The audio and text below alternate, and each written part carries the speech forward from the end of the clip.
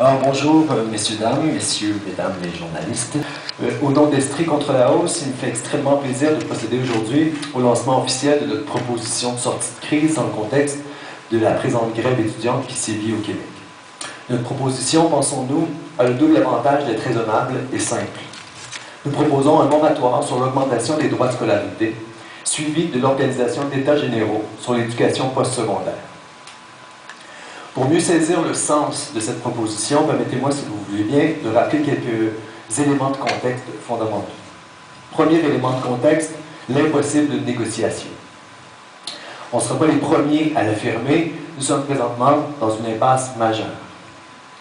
Les positions respectives du gouvernement libéral et des associations étudiantes nous placent devant un constat: entre la hausse et le gel, il n'y a pas d'entre-deux. La négociation, en ce sens, est impossible.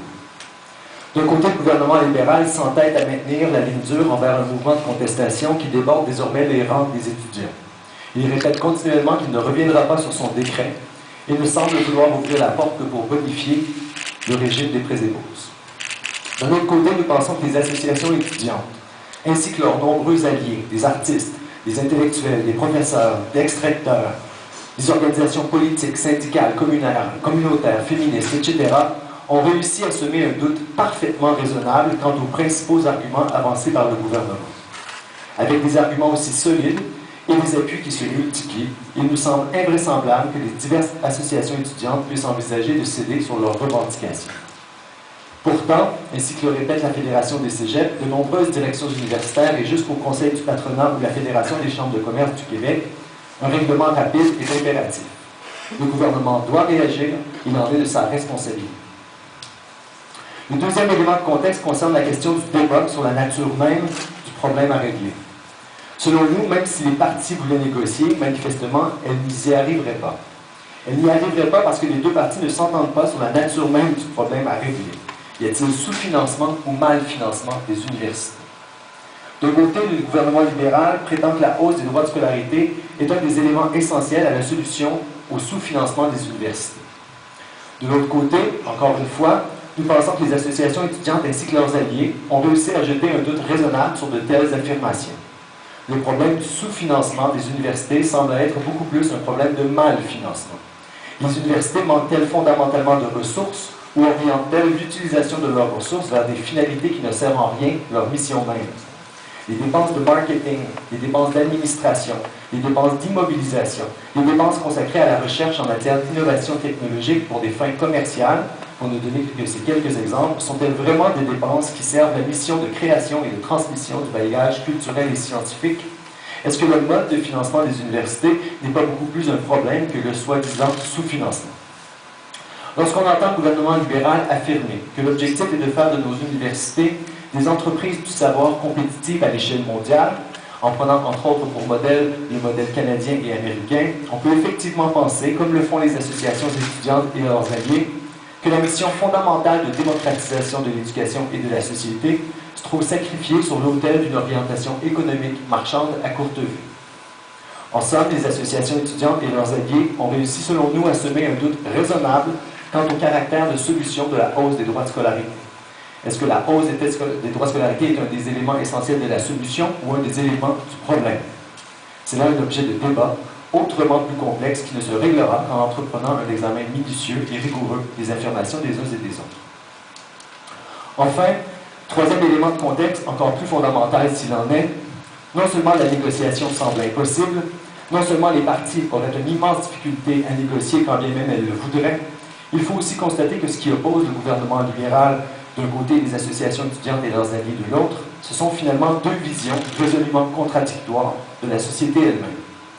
Une vision inégalitaire de la société qui s'oppose à une vision fondée sur le respect et la promotion de l'égalité des chances. En effet, lorsque le gouvernement compare la part que les étudiants seront amenés à payer pour leurs études en 2017 avec la part qu'ils déboursaient en 1968, voire en 1964-1965, ainsi que l'a fait le premier ministre Charest lors de son dernier passage à Sherbrooke, il nous montre que tout le chemin parcouru depuis 50 ans n'a aucune importance à ses yeux. Rappelons seulement ceci. Lorsque le premier ministre prend comme date de référence 1964-1965, il prend une date à laquelle le rapport Parent, le texte fondateur du système d'éducation québécois contemporain, n'était pas encore complètement publié. Le ministère de l'Éducation venait à peine d'être créé. Le réseau des universités du Québec et le réseau collégial n'existaient pas. C'était une époque où l'accès à l'université était encore réservé à une élite, réservé à une infime minorité financièrement privilégiée. C'est à plus de 1000% d'augmentation de la fréquentation universitaire à laquelle nous avons assisté entre le début des années 60 et aujourd'hui. Cette époque ne peut d'aucune façon être un point de comparaison, à moins évidemment de vouloir se comparer au pire. Depuis cette époque, le Québec s'est orienté vers une politique d'accessibilité et de réduction des barrières socio-économiques. Des barrières socio-économiques qui ont été abaissées, mais qui posent encore pourtant aujourd'hui problème. Lors des derniers États généraux de l'éducation, en 1996 d'ailleurs, les auteurs du rapport dénonçaient le caractère inachevé de cette quête fondamentale de l'accessibilité la plus généralisée pour tous. C'est cette quête fondamentale qui semble abandonnée aujourd'hui, et c'est l'un des éléments cruciaux qui oppose la vision de l'éducation et de la société, du gouvernement et des associations et de leurs alliés. Plus fondamentalement, peut-être encore, ce qui oppose les deux parties, c'est le mode d'accès à l'éducation privilégié par le gouvernement. Même en tenant compte d'une éventuelle modification du régime des prêts et bourses, c'est à la croissance de l'endettement que contribuera nécessairement la présente hausse. Il nous semble que les associations étudiantes et leurs alliés ont raison de dénoncer un mode d'accès aux études supérieures fondé sur la capacité d'endettement des étudiants et de leurs familles. Il nous semble que les associations étudiantes et leurs alliés ont raison d'affirmer que dans le contexte de l'endettement moyen des ménages québécois qui atteignent aujourd'hui des sommets alarmants et qui ne cessent d'augmenter, il est socialement irresponsable de faire peser sur les épaules de la classe moyenne ce poids disproportionné. Il nous semble que les associations étudiantes et leurs alliés ont raison de dire que c'est là s'enfoncer dans la direction d'une société de plus en plus inégalitaire, alors que le projet fondamental de la société québécoise devrait être, encore et toujours, de viser à mettre en place les conditions d'une société plus juste, une société dans laquelle les fils et les filles des parents aux revenus moyens ou modestes ont accès sans menace d'endettement à la possibilité d'étudier et donc un jour de faire leur juste part pour la société à laquelle ils appartiennent de plein droit. Alors, pour l'ensemble de ces raisons, Estrie contre la hausse propose de mettre un terme au présent boycott des cours par les étudiants et les étudiantes et de se donner collectivement les moyens de prendre une décision éclairée quant à l'avenir du système d'éducation postsecondaire. Pour ce faire, notre proposition est raisonnable et simple. D'abord, nous demandons au gouvernement du Québec de décréter un moratoire sur la hausse des frais de scolarité. Si le gouvernement libéral nous dit qu'il n'y a pas, selon lui, d'avenir dans les gels, pour notre part, nous pensons qu'il n'y a pas d'avenir sans un moratoire qui permette de reprendre et de terminer la présente session. Il est encore temps, il est plus que temps d'éviter une crise sociale majeure. Dans un deuxième temps, nous demandons au gouvernement du Québec d'organiser le plus rapidement possible des états généraux sur l'éducation postsecondaire. L'objet même du présent conflit témoigne que les enjeux dépassent l'affrontement entre un gouvernement et des associations étudiantes. C'est la finalité, c'est le sens, c'est l'avenir même des institutions d'éducation postsecondaire qui est questionné. Et puisque les institutions d'éducation postsecondaire n'appartiennent ni au gouvernement ni aux associations étudiantes, mais à l'ensemble de la collectivité, contrairement à ce qu'affirme le gouvernement, et comme l'ont rappelé l'ensemble des membres de la table des partenaires universitaires vendredi dernier, la discussion n'a jamais eu lieu.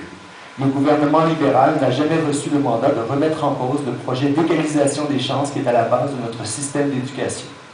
Cette discussion doit avoir lieu, et nous croyons que les États généraux constituent le seul lieu pour entamer véritablement ce dialogue démocratique. Estrie contre la hausse appelle donc la population en général et l'ensemble des organisations de la société civile à s'unir pour exiger du gouvernement libéral un moratoire sur l'augmentation des droits de scolarité et l'organisation d'États généraux sur l'éducation postsecondaire. À ce titre, Estrie contre la hausse appuie et s'engage à faire la promotion de la pétition désormais en ligne sur le site de l'Assemblée nationale à cet effet. Tous ensemble pour un moratoire, tous ensemble pour des États généraux sur l'éducation postsecondaire. Merci.